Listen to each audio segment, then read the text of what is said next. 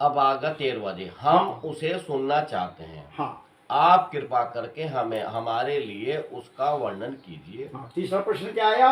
भगवान ने अवतार क्यों किस लिया? कारण से लिया, क्या करने के लिए लिया? प्रयोजन क्या ये है? प्रश्न नंबर 3 तीन है ना।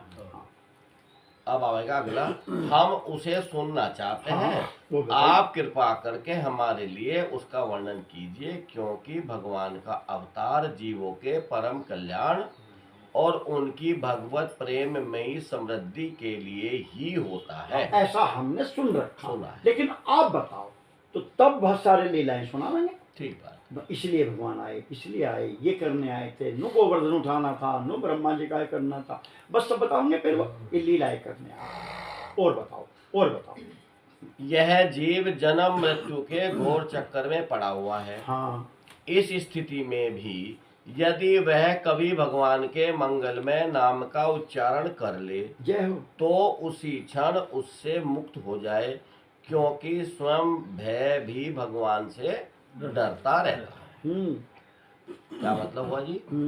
करो फिर। यह जीव जन्म मृत्यु के घोर चक्र में पड़ा हुआ है। हाँ, इस स्थिति में भी यदि वह कभी भगवान के मंगलमय नाम का उच्चारण कर ले तो उसी क्षण उससे मुक्त हो जाए। हाँ, कैसे? जन्म मरण के चक्कर जन्म से। मरण के चक्कर से, जन्म के क्योंकि स्वयं भय भी भगवान से डरता रहता है। हाँ, भय भी भय खाता भय है। भी भय। जा सुतरा से डर कहूँ डर होई। हाँ। तो भय भी खाता है। तो भगवान और भगवान का नाम, तो जो नाम जीव ले ले तो भवसागर से पार हो जा। ऐसे उसमें पापी जाकर नाम सुमर ही अति पार भवसागर करे। तो क्योंकि भय भी डरता है काल, तो कल युग तो डरेगा। भय का मतलब काल काल डरेगा भगवान से। तो ये ये खुद इतनी तो नॉलेज ऋषियों को, प्रश्नकर्ताओं को है कि इतना तो हम जानते हैं भगवान का नाम इतना मंगलकारी और इतना कल्याणकारी है।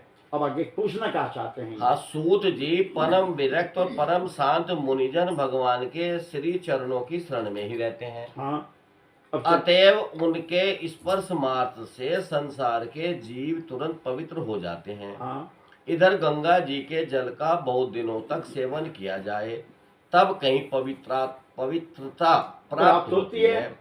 ऐसे पुण्यात्मा भक्त जिनकी लीलाओं का गान करते रहते हैं, हाँ, उन भगवान का कलिमलहारी पवित्र यश भला आत्मशुद्धि की इच्छा वाला ऐसा कौन मनुष्य होगा जो श्रवण न करे। हाँ, इसलिए हमें भगवान की लीलाएं सुनाइए। भगवान ने देवकी के गर्भ से अवतार क्यों लिया, वे सारी हमें सुनाइए। उनका नाम इतना कल्याणकारी है तो उनकी लीलाएं कितनी कल्याणकारी हैं। इसलिए आप हमें वे सब लीलाएं सुनाइए। तो लीला सुनाने के लिए इन्होंने भूमिका जमाई और आग्रह किया। हाँ, वे लीला से ही अवतार धारण करते हैं। हाँ, नारद आदि महात्माओं ने उनके उदार कर्मों का गान किया है। उदार कर्म माने उनकी लीलाओं का। जी, नारदादि जैसे गावेंगे। हम श्रद्धालुओं के प्रति आप उनका वर्णन कीजिए। ये उनकी अगर देखो बाबू जी, जहाँ लिखा ना उदार कर्मों का, हाँ, तो उदार कर्मों को मूल में लिखा ब्रूहि न श्रद्धा धनाना लीलाया। हाँ, लीला है बस। कला उदार कर्म। हाँ, क्योंकि भगवान के वैसे लीलाएं उदार माने वाइड, दिव्य चिन्ह में जन्म कर्म च में दिव्यम। तो भगवान के जन्म और कर्म दिव्य हैं जो हाँ, तो उनको आप हमें सुना। ये तीसरे प्रश्न में ही चल रहा कि देवकी के गर्भ से जन्म क्या करने के लिए लिया, तो उन्होंने फिर यानी क्या क्या किया, तो मैं सारी लीलाएं आप हमको सुनाई। हाँ, बुद्धिमान सूत जी सर्व समर्थ प्रभु अपनी योग माया से स्वच्छंद लीला करते हैं। हाँ, आप उन श्री हरि की मंगलमयी अवतार कथाओं का अब वर्णन कीजिए। हाँ, हमें सारी बताइए, लीलाएं सब सुनाइए। ये इतना लंबा प्रश्न लीलाओं के में विस्तार से सुनाइए। पुण्य कीर्ति भगवान की लीला सुनने से हमें कभी भी तृप्ति नहीं हो सकती, क्योंकि रसज्ञ श्रोताओं को पद पद पर भगवान की लीलाओं में नए नए रस का अनुभव होता है। भगवान श्री कृष्ण अपने को छिपाए हुए थे। लोगों के सामने ऐसी चेष्टा करते थे मानो कोई मनुष्य हो। परंतु उन्होंने बलराम जी के साथ ऐसी लीलाएं भी की हैं, ऐसा पराक्रम भी प्रकट किया है जो मनुष्य नहीं कर सकते। वो भी दिखा दिया, ऐसा भी कर दिया। सुगम अगम नाना चरित सुनि मुनि मन भ्रम हो। कभी तो ऐसे सुगम करे कि उन्हें मनुष्य भी कहना नहीं बनता कि नहीं तो इंसान से गिरा हुआ भाई। ऐसे भी हैं। ऐसे भी करे भगवान ने समय चोरी कर रहे मक्खन की, और ऐसा तो सामान्य बच्चे भी नहीं करते, इनके तो घर में मक्खन है, तो बिल्कुल ही वैसा ही दिखा है, बिल्कुल ही लफंडरी है। हाँ। और कहीं ऐसी कर दी 7 साल के ना, इस उंगली पे गोवर्धन उठा लिया, कभी ऐसा दिखा दे कि नहीं वो बच्चा था तो उसके बाप का भी बाइकआउट हो गया बेचारे के नंद का इस बात पे। तो ये ऐसी लीलाएं करते हैं वो, सुगम कई अगम। हाँ, ये कहना चाह रहे। कलयुग को आया जानकर हाँ, इस वैष्णव क्षेत्र में हम दीर्घकालीन सत्र का संकल्प करके बैठे।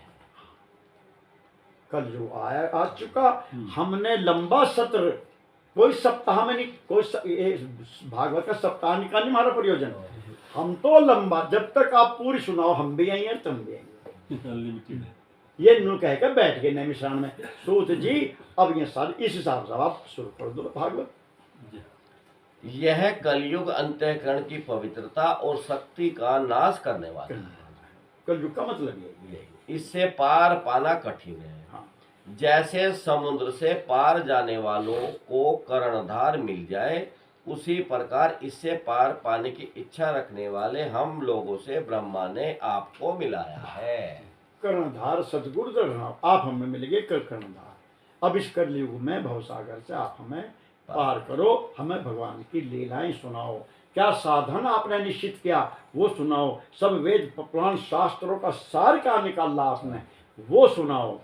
और अंतिम ये धर्म रक्षक ब्राह्मण भक्त योगेश्वर भगवान श्री कृष्ण के अपने धाम में पधार जाने पर धर्म ने अब किसकी शरण ली? ये चौथा प्रश्न है। ये बता, जब भगवान धराधाम से चले गए तो जो धर्म है भागवत धर्म वो फिर कहाँ रहा? वो क्या तो इसी में है ही है? तो इसी में समा। हाँ, ये तो उत्तर आ चुका है। तो पहले आ गया तो इसी में आ गया। ये तो भागवत सुन रहे ना भैया। हाँ। तू तो महात्म में था। पहले आ गया तो नारद जी है, सोनका जी, सुनोगे इसी में आ गया। शुक्राचार्य की बात थी। भक्ति भी यही आ गई, ज्ञान भी आ गया, वैराग भी आ गया, कन्हैया भगवान भी इसी में, कन्हैया भी आ गया, कन्हैया भी इसी में। तो ये इनका ये भी प्रश्न है, तो ये उत्तर आवेगा इसी में कि भगवान भागवत में विराजमान हो गए। ये आप हमें बताइए। इति श्रीमद्भागवते महापुराणे परमहंसाय संहितायां स्कंधे नेमि सारण योन पख्यान प्रथम अध्याय। हाँ, नैमिषारण्य में जो उपाख्यान का हुआ उनमें उसका जो प्रथम अध्याय है वो संपूर्ण हुआ। अथ द्वितीय अध्याय है। अभी तो है समझ। हाँ, और क्या कहना। भगवत कथा और भगवत भक्ति का महत्व। देखो, अगर ये हम ये तय करेंगे ना अध्याय के हिसाब से, ना वो ना अध्याय कभी समय तो के हिसाब 8 घंटे में होगा। हाँ। कभी सवा भी लगेगा। तो ये तो जब समय हो वही समय में हो तो बस, कोई ऐसा तो है नहीं कि कोई ये अध्याय है जी। हाँ। सोनकादि ब्रह्मवादी ऋषियों के ये प्रश्न सुनकर रोमहर्षण के पुत्र उग्र सर्वा को बड़ा ही आनंद हुआ। ये प्रश्न सुन के हाँ। और रोमहर्षण ऋषि के पुत्र कौन? उग्र सर्वा सूत जी का को बड़ा ही आनंद हुआ। ये वक्ता के लक्षण है। अगर ये इसे सुन के और बेचारे बोर हो जाते हैं, मेरे पे क्या काम पा गया भाई? क्या क्या पूछा तो काम कथा का आनंद नहीं आता। उन्होंने ऋषियों के इस मंगल में प्रश्न का अभिनंदन करके कहना आरंभ किया। देखो, जब पार्वती जी ने शंकर भगवान से कथा सुनी तो वहाँ लिखा शंकर जी ने कथा कहने से पहले उनकी क्या हालत हुई? उनकी हालत खराब होगी, शिव जी की हालत खराब होगी। हर ही रामचरित सब आए प्रेम पुलक लोचन, उसे रोन लगे। पार्वती ने कहा कथा सुनाने दे, रोन लगे। तो प्रेम पुलक लोचन जल छाए श्री रघुनाथ रूप उर आवा। परमानंद, जो सूत जी का हाल हुआ वो शिव जी का परमानंद अमित सुख पावा। पार्वती बैठी कथा तोड़नी है तो ये तो रोने लगे, आनंद में हो गए। परमानंद मगन ध्यान रस दंड जुग पुण्य मन बाहर। शंकर जी ने फिर मन को बाहर किया। रघुपति चरित महेश तब हर्षित बने लीन। तब राम जी के चरित्र प्रसन्न हो के शंकर जी ने वर्णन करने शुरू करे, कथा कहनी शुरू करी। यो ही हाल सूत जी का हुआ। अगर वक्ता का यो हाल ना हो, प्रश्न सुन के जो कथा कहनी जो शिव जी का हुआ, परमानंद अमित सुख पावा, श्री रघुनाथ रूप उर आवा, हर ही चरित रामचरित सवाय। सारी लीलाएं चरित्र सब प्रश्नों के उत्तर सूत जी के हृदय में आ गए, क्योंकि भगवान ने कर दिए। तो अब ये गदगद हो, यही होना चाहिए। अगर ऐसा नहीं है, सूत जी ने कहा, जिस समय श्री सुखदेव जी का यज्ञोपवीत संस्कार भी नहीं हुआ था, सूत्रा लौकिक वैदिक कर्मों के अनुष्ठान का अवसर भी नहीं आया। देखो ये श्लोक तीसरी बार आ लिया ये सब अनुपेत बार बार आ रहा है। कर्मों के अनुष्ठान का अवसर भी नहीं आता। उन्हें अकेले ही संन्यास लेने के उद्देश्य से जाते देखकर उनके पिता व्यास जी विरह से कातर होकर पुकारने लगे, बेटा बेटा। उस समय तन्मय होने के कारण श्री सुखदेव जी की ओर से वृक्षों ने उत्तर दिया, ऐसे सबके हृदय में विराजमान श्री सुखदेव मुनि को मैं नमस्कार करता हूँ। सूत जी ने सबसे पहले फिर नमस्कार किया, जो कल पढ़े थे आपने, सुखदेव जी को नमस्कार करके दिया रहा। तो सूत जी ने, चूंकि वही तो हृदय में आ गई है, कथा वही तो सुझावेंगे जिनकी है, जिन्होंने सुनाई थी। यह श्रीमद् भागवत अत्यंत गोपनीय रहस्यात्मक पुराण है। यह भगवत स्वरूप का अनुभव कराने वाला और समस्त वेदों का सार है। भगवान के स्वरूप का अनुभव करा देगा। ये खाली बताने का ही नहीं, आपको अनुभव करा देगा। भगवत स्वरूप का अनुभव कराने वाला और समस्त वेदों का सार है। संसार में फंसे हुए जो लोग इस घोर अज्ञान अंधकार से पार जाना चाहते हैं, उनके लिए आध्यात्मिक तत्वों को प्रकाशित करने वाला यह एक अद्वितीय दीपक है। वास्तव में उन्हीं पर करुणा करके बड़े बड़े मुनियों के आचार्य श्री सुखदेव जी ने इसका वर्णन किया है। मैं उनकी शरण ग्रहण करता हूँ। सुखदेव जी की मनुष्यों में सर्वश्रेष्ठ भगवान के अवतार नर नारायण ऋषियों को, सरस्वती देवी को और व्यास देव जी को नमस्कार करके तब संसार और अंतःकरण के समस्त विकारों पर विजय प्राप्त कराने वाले इस श्रीमद् भागवत महापुराण का पाठ करना चाहिए। ये श्लोक महाभारत में भी आता है। उन्हीं का है और ये कई बार आता है। नारायणम नमस्कृत्य नरम चैव नरोत्तमं देवीं सरस्वतीं व्यासं ततो जयम उदीरयेत्। अब जय है ये, तो जय के माने कितने ही हैं। जय माने यहाँ है श्रीमद् भागवत। अच्छा, इस जय के माने श्रीमद् भागवत महापुराण लिखा। नारायण नमस्कृत, सबसे पहले नारायण को नमस्कार करो, फिर नरम चैव नरोत्तमं, फिर नर को अर्जुन को, नर नारायण की जोड़ी को, फिर उनको नमस्कार करो भागवत से पहले। और देवी सरस्वती व्यासम, सरस्वती देवी को नमस्कार करो, फिर वेद व्यास जी को नमस्कार करो, और तब जयम उदीरयेत्। उदीरयेत् माने वर्णन करो, बोलो बोलो पढ़ो। उदीरयेत् कहें को जय को, तो जय का अर्थ क्या लिखा उन्होंने? श्रीमद् भागवत को। लेकिन यहाँ जय माने भागवत, और एक जगह आवेगा जय माने जितने वेद शास्त्र पुराण सब का माने जय है। जय माने लक्ष्मी भी, इतिहास पुराण। जय माने वैकुंठ है, वैकुंठ लक्ष्मी नहीं। जय माने भगवान का धाम भी है, जय माने धाम। और जय माने जय हो, जय जयकार भी है। जय जय। तो यहाँ पे जो जय आवेगा वो आवेगा वेद शास्त्र इतिहास पुराणों की, इतिहास पुराना नाम आवेगा। ततो जयम, उसके बाद आप इतिहास पुराण भगवान की लीला कथाएं भागवत को तब पढ़ो।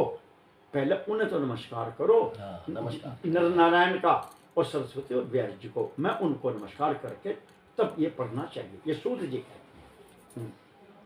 ऋषियों, आपने संपूर्ण विश्व के कल्याण के लिए यह बहुत सुंदर प्रश्न किया, क्योंकि यह प्रश्न श्री कृष्ण के संबंध में है। और इससे भली भांति आत्मशुद्धि हो जाती है। देखो, भगवान के संबंध में जो भी प्रश्न होगा तो वो सुख तो कुछ भी भगवान के बारे में पूछ लो आप, कुछ भी भगवान से संबंधित पूछो तो आपका प्रश्न सुपर आएगा। और भगवान के अलावा कुछ पूछोगे तो वो नहीं चाहिए। मनुष्यों के लिए सर्वश्रेष्ठ धर्म ही वही है जिससे भगवान श्री कृष्ण में भक्ति हो। बस भक्ति भी ऐसी जिसमें किसी प्रकार की कामना न हो जय जय और जो नित्य निरंतर बनी रहे। जय जय। ऐसी भक्ति से हृदय आनंद स्वरूप परमात्मा की उपलब्धि करके कृत हो जाता है। धन धन। भगवान श्री कृष्ण में भक्ति होते ही अनन्य प्रेम से जिसमें चित्त जोड़ते ही निष्काम ज्ञान और वैराग का आविर्भाव हो जाता है। तत्काल भक्ति। धर्म का ठीक ठीक अनुष्ठान करने पर भी यदि मनुष्य के हृदय में भगवान की लीला कथाओं के प्रति अनुराग का उदय न हो नहीं हो रहा, भगवान तो की वह लीलाओं के प्रति। निराश्रम ही श्रम है। देखा, बोझ ही ढोरे, पढ़ने का भी लिखने का भी। अगर भगवान की लीलाओं के प्रति आपके हृदय में अनुराग नहीं उत्पन्न हो रहा, भगवान की लीलाएं, धर्म का फल है मोक्ष। यस, उसकी सार्थकता अर्थ प्राप्ति में नहीं, जय जय अर्थ केवल धर्म के लिए है। जय जय भोग विलास उसका फल नहीं माना गया है। जय जय। भोग विलास का फल इंद्रियों को तृप्त करना नहीं है, उसका प्रयोजन है केवल जीवन निर्वाह। जय हो। जीवन का फल भी तत्व जिज्ञासा है। हाँ, बहुत कर्म करके स्वर्ग आदि प्राप्त करना उसका फल नहीं है। बस जीवन का फल है तत्व जिज्ञासा, केवल इसके पर्यंत मिला। यो सबसे बड़ा तत्व ज्ञान है। समझ, इस पर इसे यहीं बंद कर देंगे, इसकी चर्चा कल होगी। हाँ, ये तो केवल पढ़ लो 11 तत्व एक 2 11 है, 1 2 11 है 10 11